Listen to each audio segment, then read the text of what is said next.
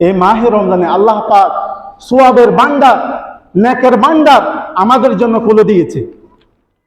আপনি মাহে রমজানে ইফতারিতে নেকি, আপনি হাতে গোনেন, ইফতারিতে নেকি, তারাবিতে নেকি, তাহাজ্জুদে নেকি, শেষ দশকে ইতিকাফে তালাশে নেকি, আপনার কদর তালাশে নেকি, জিকির করলে নেকি, কোরআন তেলাওয়াতে নেকি, দান করলে নেকি, নফল ফরজে গণ্য হয়।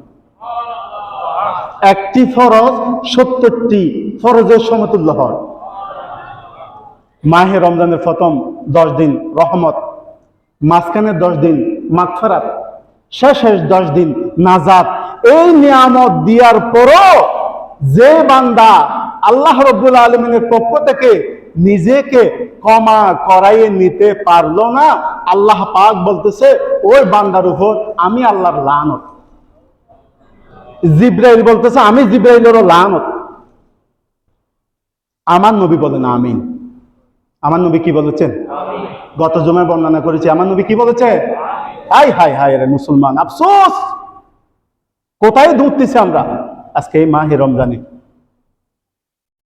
মাগুরায় নিজের হালাল বিবি থাকা সত্ত্বেও ছোট্ট একটা 8 বছরের আসিয়া বোনের বাড়িতে মাহে রমজানের উপলক্ষে বেড়াতে গিয়েছে।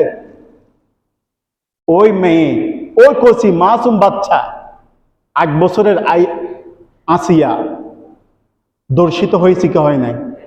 শুধু কি দর্শিত হয়েছে, ডাক্তাররা বলতেছে ফিজিক্যাল তার সাথে যখন মিলামিল করতে গিয়েছে, সে বাচ্চাটা তো ছোট, তখন তার লজ্জাস্থানে বিলেক মারা হয়েছে। কি নর পশু, জঘন্য বিলেক মারা হয়েছে। ওই মেয়েটা, ওই মাসুম বাচ্চাটা, মাগুরার ওই আসিয়া 1 দিন 2 দিন 3 দিন এভাবে হতে হতে হতে ঢাকায় গতকাল 7 দিন পরে আল্লাহ পাকের ডাকে সাড়া দিয়ে চলে গেছে। ইন্না লিল্লাহি ওয়া ইন্না ইলাইহি রাজিউন। এই মেয়ের যে ব্যথা নিয়ে দুনিয়া থেকে চলে গেছে এই মাহে রমজানে, অথচ মুসলমানের ঘরে এই ঘটনা ঘটেছে। এটা কি কোন হিন্দুর ঘরে ঘটেছে?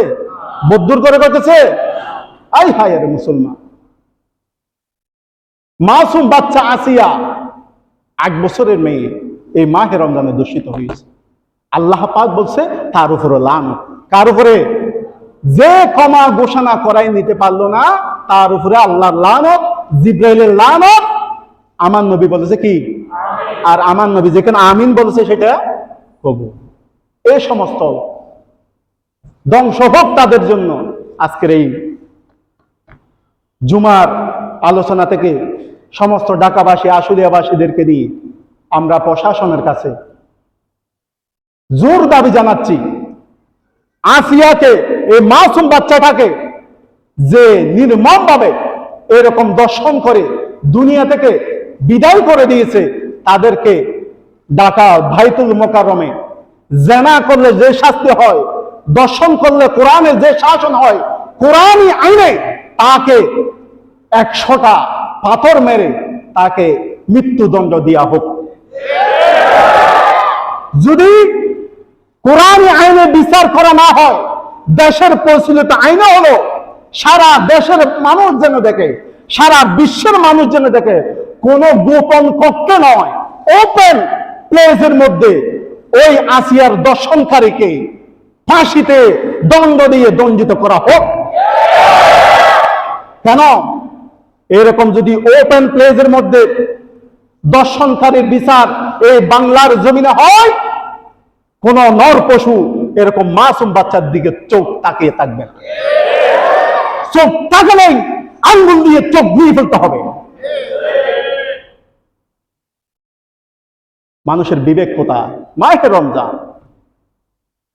আল্লাহ পাক এইরকম শয়তানের ওয়াসওয়াসা থেকে মুসলিম উম্মাহ এবং আমাদের সবাইকে হেফাজত করুন। একটু দরুদ শরীফ পড়েন। আল্লাহুম্মা